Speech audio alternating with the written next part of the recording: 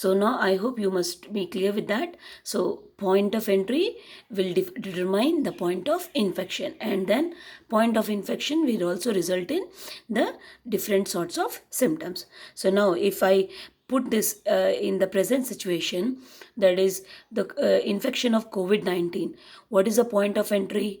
Yes, your guess is right, that is through our nose. That is why we are all instructed to wear mask. And what are the symptoms we are observing nowadays in these corona patients?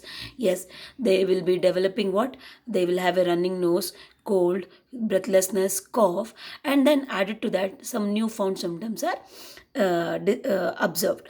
This happens when the pathogen gradually, after affecting the target organ, starts affecting the other parts of the body.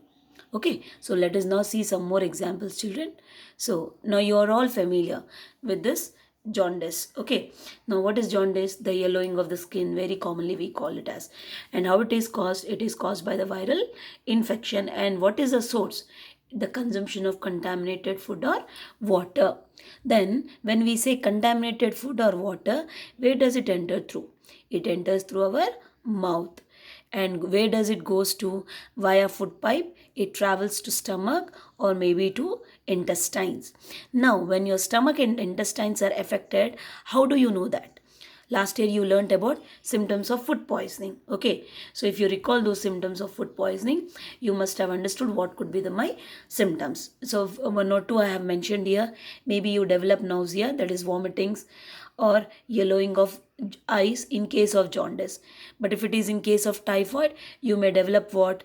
Loose motions, dehydration, okay, stomach, abdominal pain, and then loss of appetite.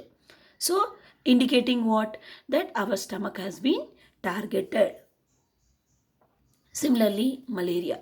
How does this malaria spread? The source is insect bite.